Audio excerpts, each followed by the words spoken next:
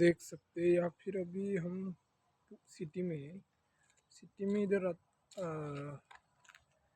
रात के अभी देखो, ये बेगर लोग इधर भारी सो रहे हैं। मतलब अभी सब जन क्या बोलते हैं, develop India, nation India, day India का इतना नंबर आ गया, इतना का इंडिया का उतना नंबर आ गया।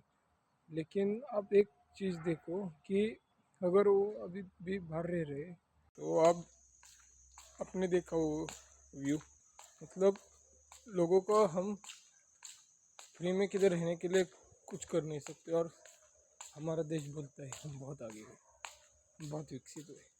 ये सब दिखाने की बात है। मैं सबसे पहले तो